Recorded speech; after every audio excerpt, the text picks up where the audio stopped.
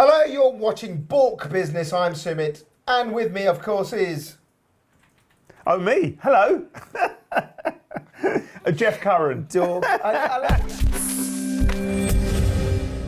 are you doing? You're applying for your passport. Come on, we're doing Geoff Curran. We're Middle-aged Geoff man. Curran, and what are we Lots talking of about this history. week? So, if you've been watching, which you should have been, otherwise, where the hell have you been? We've been going through a couple of things, sort of the size of small businesses and how we're quite common for what is a very popular business in the UK, these micro businesses. And then last week we did hunger. And then I thought what we should do is probably tell you who the hell we are.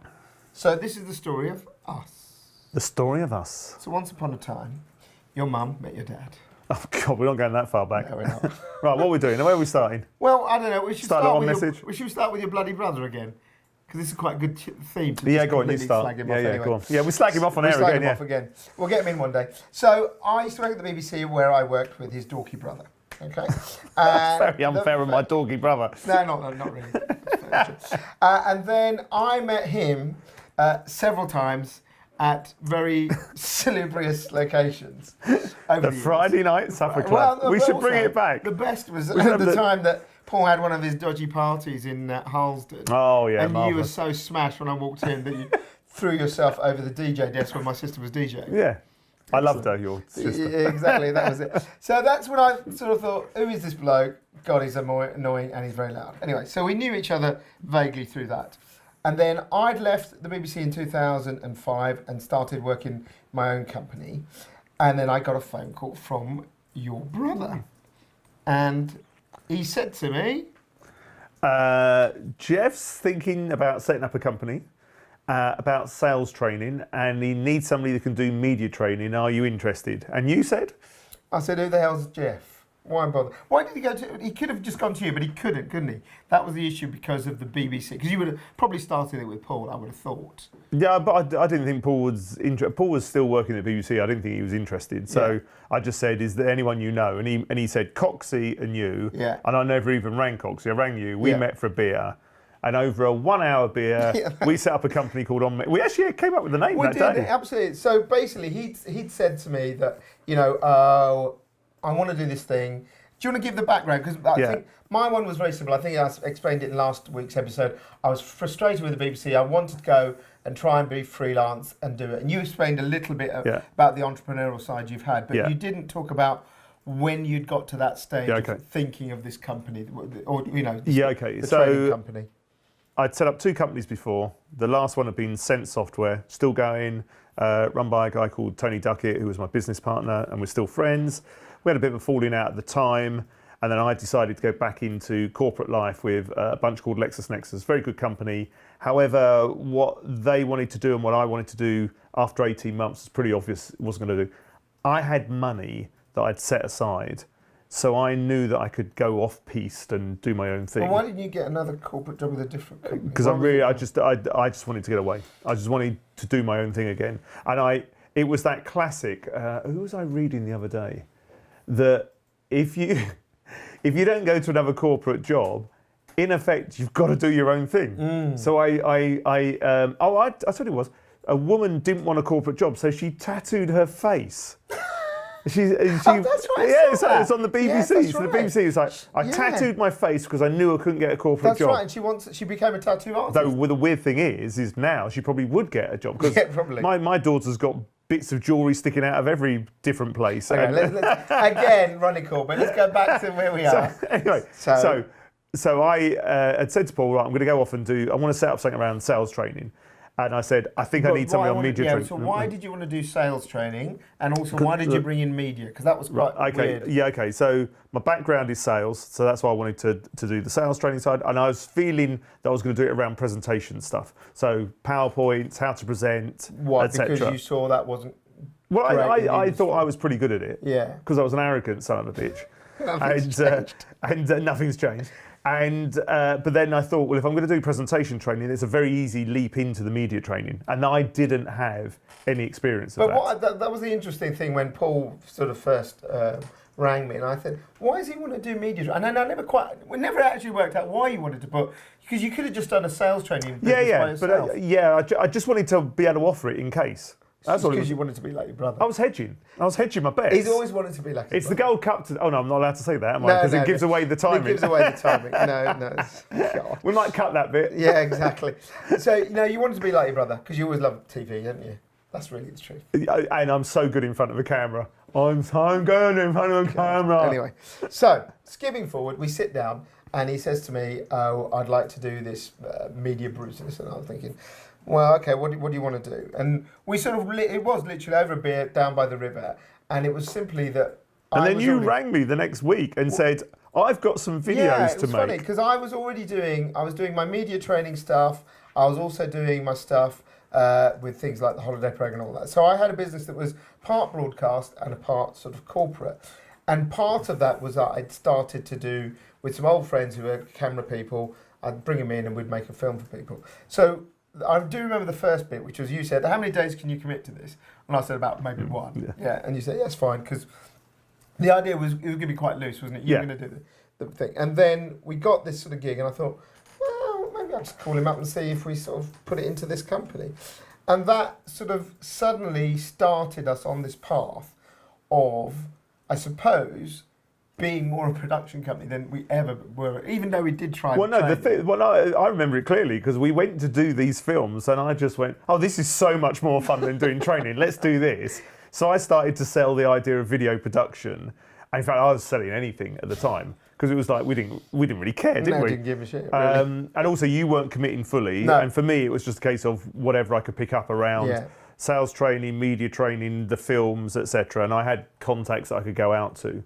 And then it started to get a bit serious when we decided to have the office together, didn't we? And so no, I think before that we started basically in my bedroom, and we basically said, well, not together in my bedroom, but well, we knocked one out. No, we knocked one out. It was and it was basically like kind of working from home. You were working from home. You had the Nipper Noodles was only a few months old, she was a very young baby. So we both had, I had, Kieran was about sort of 6, 7 then. So we had our own lives, we were doing our own thing.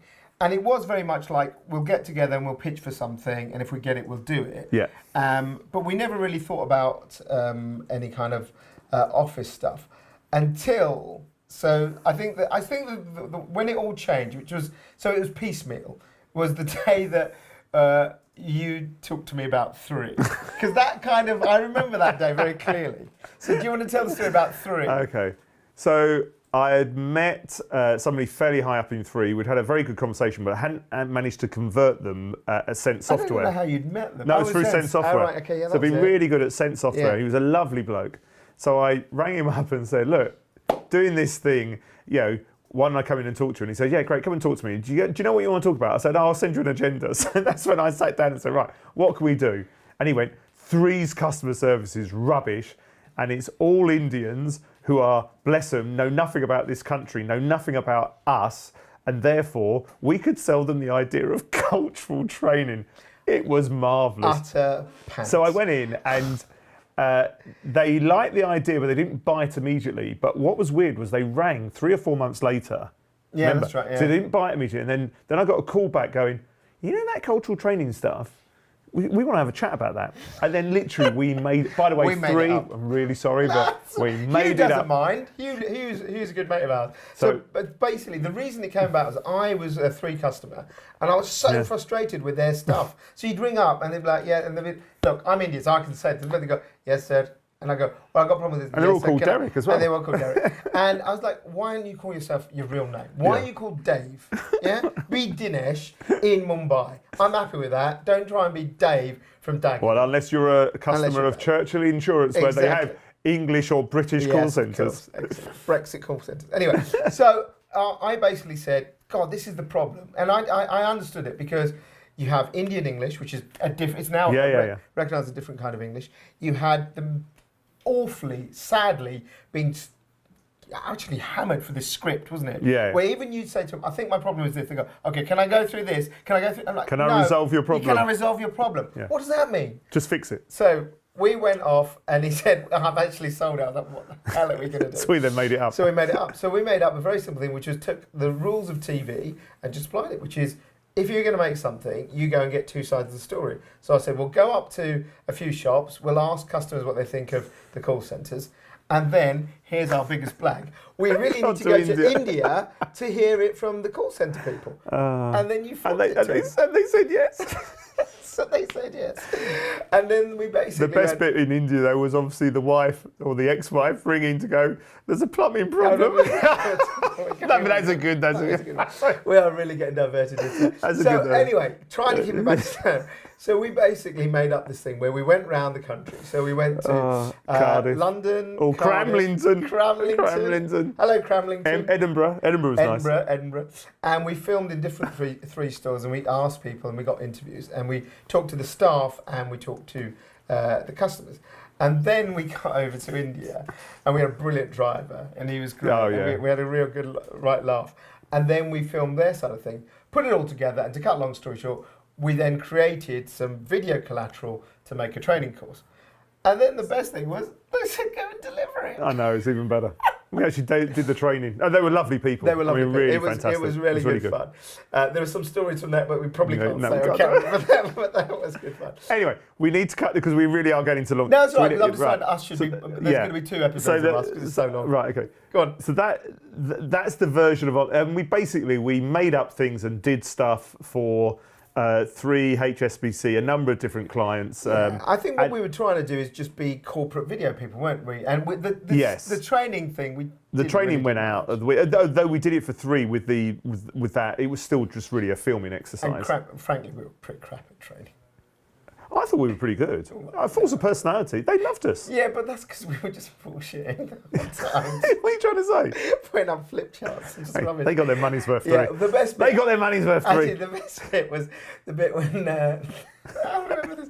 So Geoff put down on the board about like what he was doing. So he said, right. So I come home and I have to cook. Because my wife goes out. His ex-wife now. My wife goes out to do yoga and all that. And the Indian guy goes, "What are you doing? Why are you cooking?"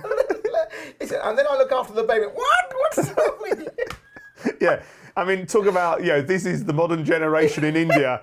No, we want to be like our dads, and we want our wives to look after us. But then that was 10 years ago. They've probably moved on since then. Yeah, okay, that's fair. But anyway, so we then decided to be absolute kind of media wankers of the highest order. So we got, do you remember The Office in Soho? We're in Soho. So this is an example of how stupid. So we thought media means, so in those days it was Soho. So I knew a bloke I'd met through sort of freelance work at ITN who said, he saw us coming. He saw us coming. He said, I've got a spare room office upstairs. And so we went to the back end of, just off Wardour Street, St Anne's Court. It was opposite the Revolution Bar. The Revolution Bar, absolutely. And we found out later it used to be a knock-in house. Oh, I didn't know that. Oh, right, okay. So there you go. So you were happy then? I was quite happy. So we then had this room right at the top, and we were paying like 26 grand. No, it wasn't as much as that, but it was a lot. It was. Was it as much as that? Oh, no, included the editing. Yeah, the so stuff. we had no machines. Yes. Either. So we had nothing. We literally started a business. We go to Soho and we decide we're going to be media. Do you know what? This is the best episode we could ever do because this is really how not to run a business. How not to run a business. The good thing is we will show you about how to run a business. No, but it just comes on a little bit longer, a little bit later. It does. But so we go to Soho and we think it's really cool. We're just like paying £3 for a coffee and we're just passing about. And then I realised... £3 for a coffee? Are you thinking this is like 25 years ago? No, I know. 10 years ago. I know it's 10 years ago, but... It was about £3. That's not that bad. I don't think that's too bad. That's why I used to go to that cheap, the greasy spoon. Well, we love the greasy spoon. Anyway, that's another one. So basically, we go in this office and we try and sell to big corporates, really. And it was all right. But I suppose our problem was that we found that making just a kind of like media training we tried to do and videos, you always find it quite difficult to sell the video because once they'd had it, they didn't want it anymore, did they? Yeah, well, also you need to find a big company that was going to do it on a regular basis. I also, from my sales background, I'm used to a more strategic type of sell, and video actually weirdly is quite a commodity sell. Yeah, it is. And that's why when I think we were both getting a bit frustrated with the fact that it felt like it was a bit hand to mouth all the time. Yeah, and it was, but we did that period where we did all the wrong things.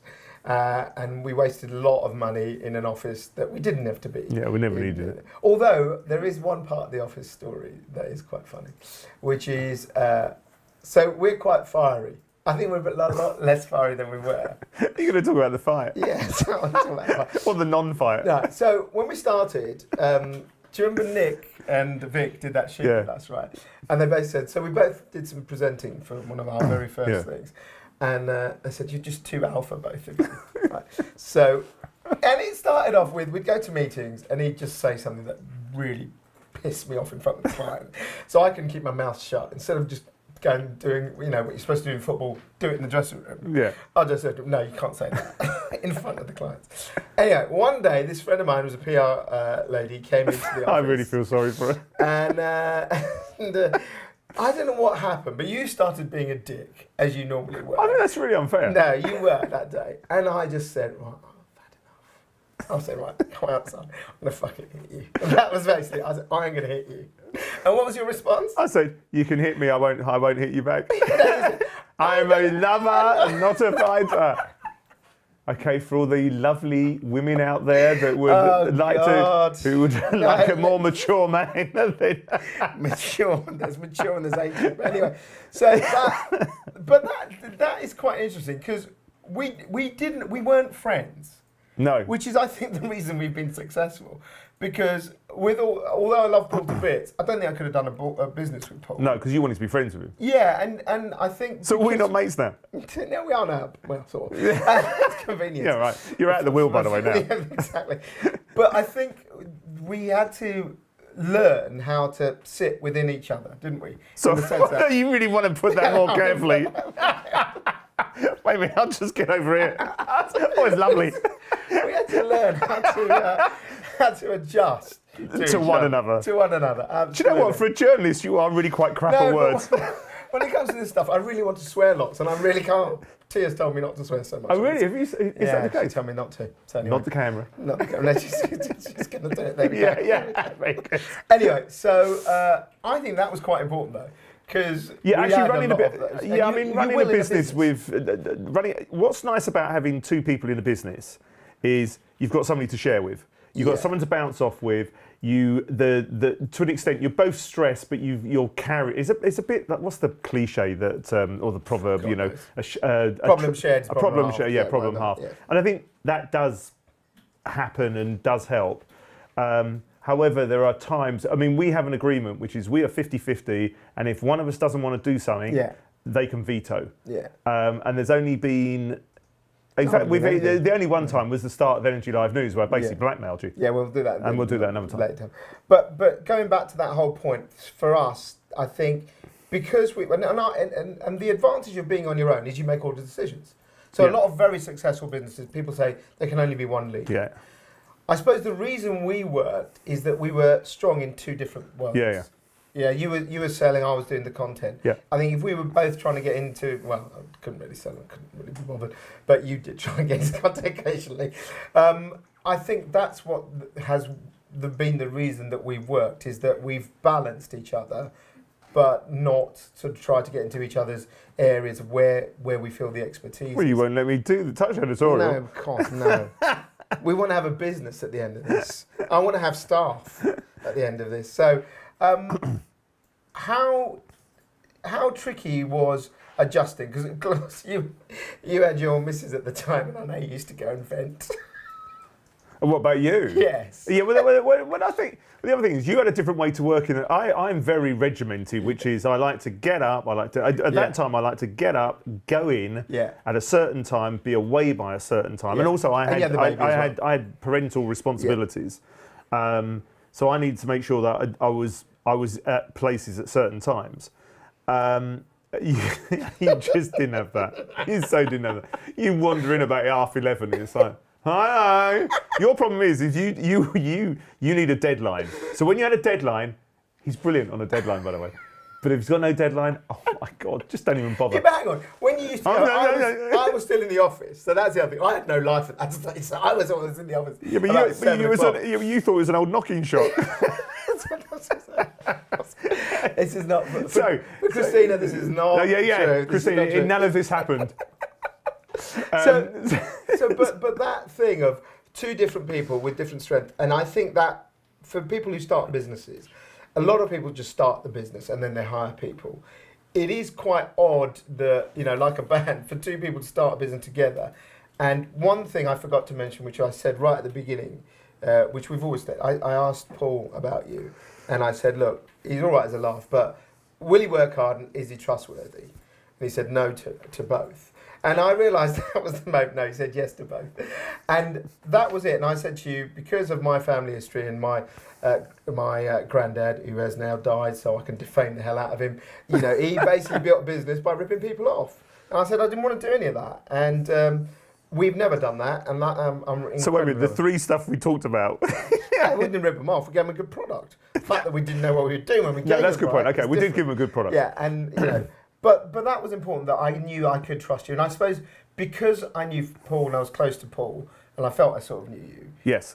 That was easier. Yes. You'd seen me in my worst on top of the vinyl decks. The worst of the vinyl. So, nothing like somebody being collapsed on a DJ console, slightly worse for wear, to know that the times can only get better.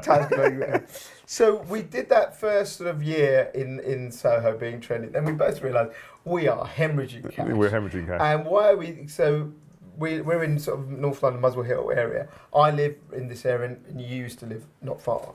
So we said, why don't we look up here? And we managed to get a small office.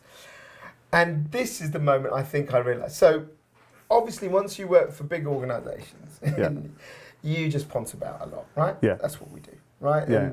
And you've got cleaners and you've got a nice desk, you've got IT.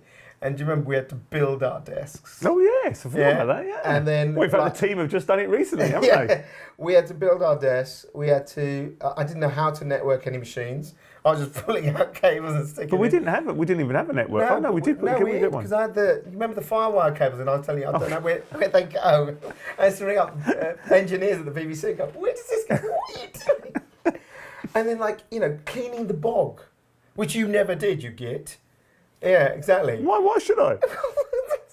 You're the only one. You were using it most of the time. You're the only one doing number twos. You were constantly using it, slack bladder. And so all these things really brought me down to earth. And I was like, because in the BBC it was like, oh, you can't change the water. I remember one day, those water dispensers. What, you tried to put one on? They wouldn't let you do it. Yeah, that's outrageous. Yeah, that's. And then they got rid of our toaster. Oh, you see, we got a toaster. And we got a microwave. And a kettle. So we're good. And they've all been pat tested. They have been pat tested. Anyway, what I was trying to get to was the day I realised what he did was, so we had two rooms. He was in the front room and I was in the back because we pretty much hated each other anyway. So, and in the front room. I love the way you tell this story. It's so wrong. And he was so loud. So he needs to be in another. And I had the computers and sort of did the editing of that. And this, I have to say, is the mark of what I'll never forget this. So I'd be in the back room and he'd pick up the phone and he'd go, hello, my name's Geoff. I'm from On Message. Would you like a video? And then someone would say F off or something and he'd go, cheers, thanks a lot. Boom. Hello, my name's Geoff. Would you like a video? Okay, no. Boom. Hello. I think did that for hours and hours. I have to say, that was amazing. Yeah, I think I probably did it a little bit better than that. That's probably the worst version of telesales I've ever heard. I think I'd like to have a conversation and listen and ask a few questions and then get told no. But you just kept on. And I remember I said to you, well, how do you do it when they just keep saying no? Because you just have to. I mean, I know it sounds daft, but you just have to. Yeah, but it wasn't a concept because I would be like, hey, we make great videos. If you don't want it, it's not you. And you never even lost your cool, did you? No, but you can't. Because you've got to remember that the people you're talking to, they're not... they don't know who you are in some respects. No. So that you're trying to convince them. I mean, we're very fortunate with Energy Live News now that a lot of people in this industry know who we are. So I pick up the phone. People don't go, Geoff Curran who? Yeah. Energy Live News, don't know, Yeah, but On Message, no one. Yeah. But On Message, no, because On Message just we never really worked out the proposition of it. We never really worked out what the value was. We didn't really think about branding and all that sort of stuff. The great thing we got right with Energy Live News was strong brand straight from the start. We were happy to talk about it.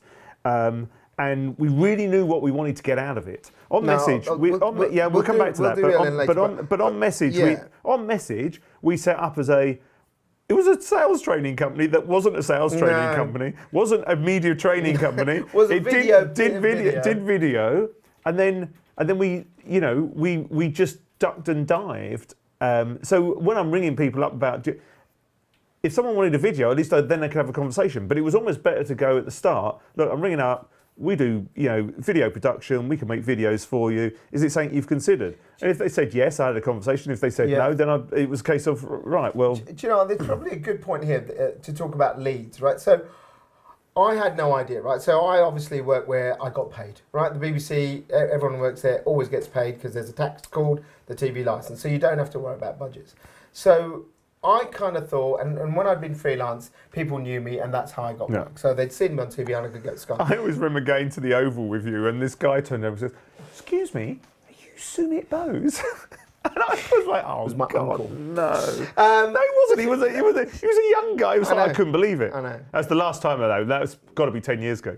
Yeah, but what I want to talk about now is leads. So I didn't know how we were going to start the business and get anything. How did you go about? Because that's what a lot of people start is, how will they get leads? So I'm just old school. So I will happily... what did you do for On Message? Do you remember? Yeah, well, On Message, the first thing you do with On Message is, first thing we pulled, right, who do we know? Yeah. Okay, so I knew the people at 3, you knew the people at HSBC. The charity we work for, you knew somebody there. It was a case of you just ring people that you know, and either you say, look, do you think your company will be interested? Who do I need to talk to? So it's a little bit like almost going through a maze, or doing clues. Mm-hmm. You go to somebody and say, I don't know if you're the right person, but do you know somebody? Yeah. Or do you think, this is what we're doing, who do I need to go and talk to? Or it doesn't even have to be this company, can it be another company? Did you do, I can't remember whether you did you just go and look things up and just ring companies ad hoc, or were they always sort of slightly, what you call warm? Okay, so in fact, why don't you explain what a lead is? Because I don't really know what a lead is. I don't really care either, but go on. No, but it's super important. Okay, a lead is very simply you think it's an opportunity where you might be able to sell something, and people talk about qualified leads where if you look at what we do for Energy Live News, I know that an energy supplier that works in business energy is a lead for us because we can help them. Okay, so that's a lead, and then a qualified lead is if I ring and they say, yeah, we would be interested because I've then qualified them. Okay, right. So a lead is pretty much it's a bit, wait a minute, what would you call it in stories? If you've got a story, I've got a possibility of a story. Yeah, that's a lead as well. You pull it together. But what I'm saying is, you did two things, which was, like you said, that network of people we knew. Yeah. And I suppose they would be the warmer leads. Yeah? Okay, but let's give 3 as an example. So when we did the cultural when we did the cultural training for 3, we produced a product that actually was replicable and also predictable. Okay, and there was a process around it. So for us, I could then go to Vodafone and to O2 and to Carphone Warehouse, to anyone with call centres, especially in the mobile telecoms, but also anyone that had an Indian call centre, I could go to and say, we've done this for 3. So we had a case study, we had a testimonial effectively. Yeah, we did, yeah. And also we knew what it could do. There was a return on investment argument that we could use. There was a proposition around it. So it was very easy to then go to those companies and say, actually, you might be interested in this. And we did. I'm fairly certain I saw O2. Fairly certain I probably saw Carphone Warehouse. Yeah, I remember you saying that. None of them bought, so of course. No, but also it was a little bit. We were quite ahead of it at the time. Yeah, I actually. suppose. But when people start businesses and they go and buy lists of did you ever do that for us? No, because I had a whole load of contacts anyway. And I just followed the trail. And that, actually interestingly, I think LinkedIn's a really good place for leads because you can follow a trail and get to the right people. Then once you know who the right person is, you just got to make sure that you can get in to talk to them.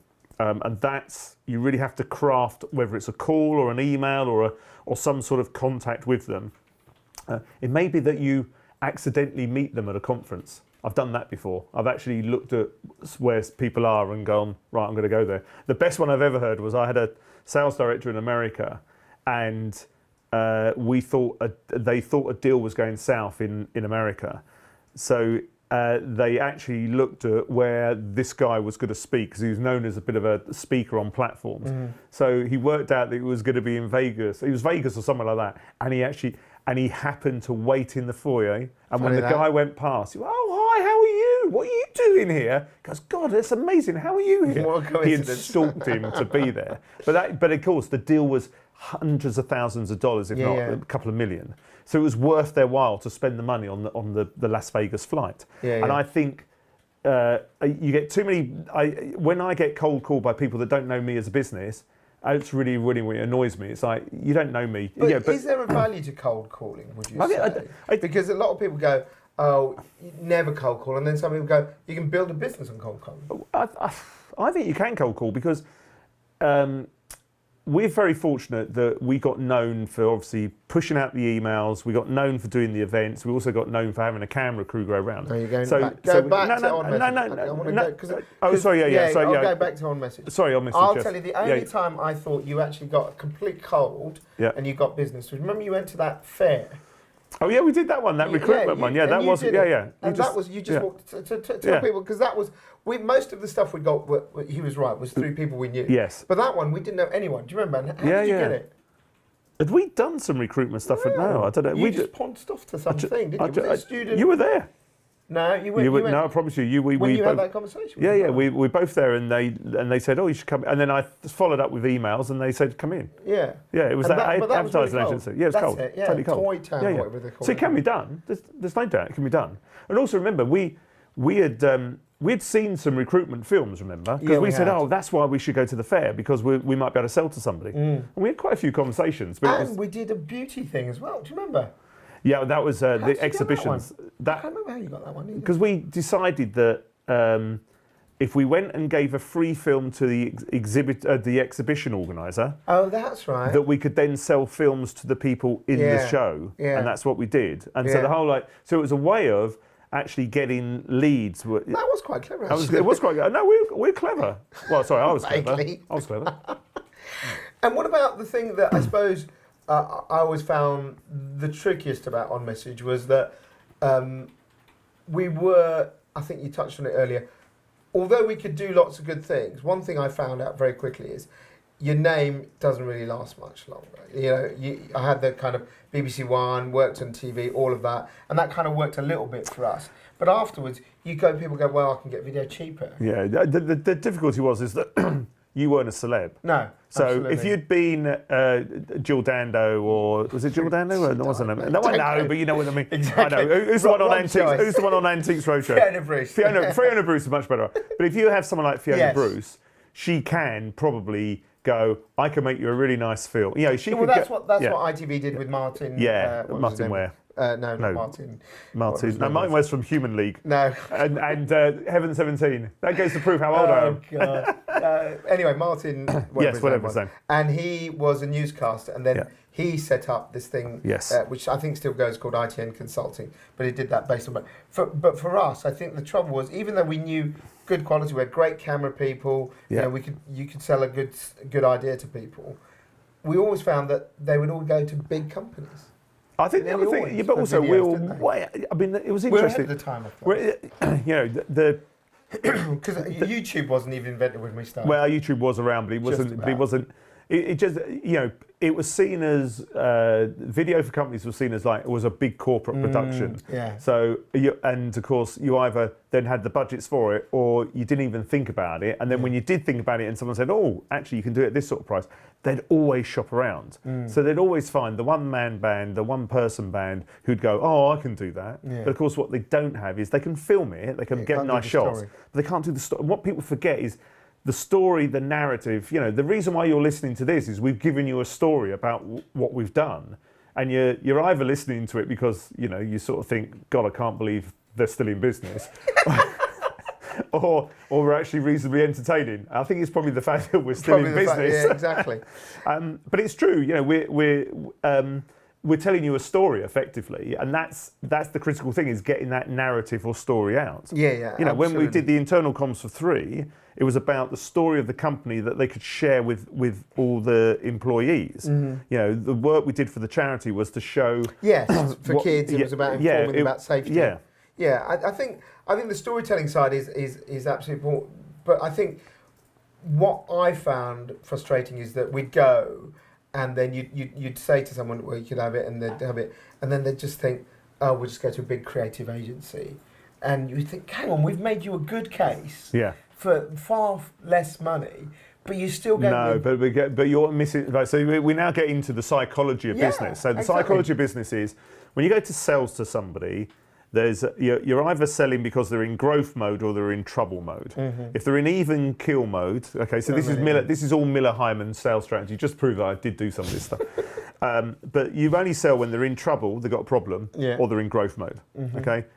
When they're in trouble, you've got a better chance, I think, because they just need to get something done.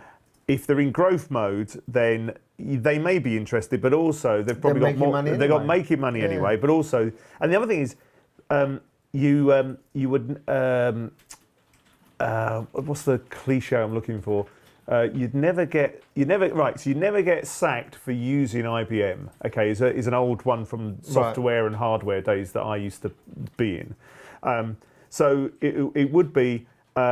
Well, we could look at that, but we'll go and buy the IBM stuff because I ain't going to get sacked. And it's the same thing. We sell to lots of people, and if we're very fortunate, we're dealing with people that really want to make a difference to their sort of sales and marketing.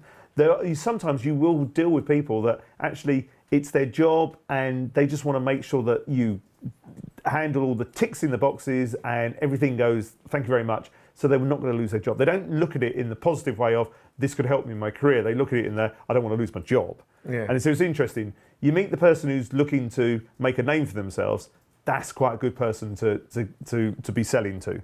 But the person who's sort of looking for the tick in the box, you do need to, you need to make sure you tick that box. And you need to make sure you do a good job for them, because they don't want to lose their job. And let's be frank, we talk about being in our own businesses, but there's 5.5 million businesses in the UK,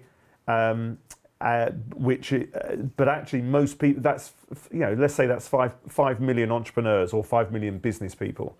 There's still in the work, there's still 35 million people or 30 million people that are working that aren't working in their own company. They're working for somebody else. They want that salary. They want that predictability. And they don't want to lose their job. Yeah, and so you won't take a risk. And I think when you start as a small company, that's the hardest thing that we found is, will someone take a risk on you to engage you for it? And, and we were old kids when we started this, right? Yes. We both I was nearly 40, I think you were in your 40s, I think we're both in the 40s actually.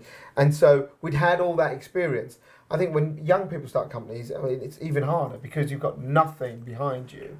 And you're trying to sell on your kind of your. No, but I think one, you have energy. You just have this whole get out there. But if you're dealing with technology, oh my word! I mean, we've missed the trick. If you really want to make serious money, you've got to go down the technology route. Because and what you want is something that's. What I like about when the trouble with On Message was we only made money when we were working. Yes. Yeah. The thing about Energy Live News is that it's a platform. Yeah. So it's a different way of looking at it. Yeah, we can make money without actually necessarily working at times. I know it's like the web banners or stuff like that. So it keeps bringing on. I know. But it's a good comparison. All right. Well, look. Before we end this episode about how we started, so it was going to be one show. It's clearly going to be more than one. What was the biggest mistake in your mind with On Message? Oh, that's a good question.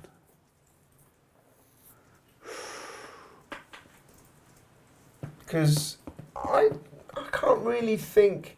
Well, probably the biggest mistake we made was that we actually didn't know what On Message was going. With Energy Live News, I know that we had an idea of where we wanted to go. On Message, we never had an idea. Right, so that's actually a good way to finish. That is that is the great place for it. So the biggest mistake we did with On Message was we didn't really know where we wanted to take it, and therefore we never really worked out the proposition. And in the next episode, we will tell you how we got that right with our next business. Very clear. What a joy. Well, look, hope you've enjoyed watching and listening. Make sure you put your comments. That's what we need. I've been told to say smash something, do some subscribing. Smash comments. DM comment, smash it, do it. I don't know, all the techno jargon, but for old blokes like me and old ladies, just type in. Please let us know that we've engaged you. And Yes. if we haven't, then basically don't leave a comment. No, leave it. Do leave it. Even better, leave it. And then obviously there's the podcast for this. So if you have watched this or you're finally whack on the podcast, and we'll be back with the next episode where we'll tell you how some guilt. Lots of Great bit of guilt.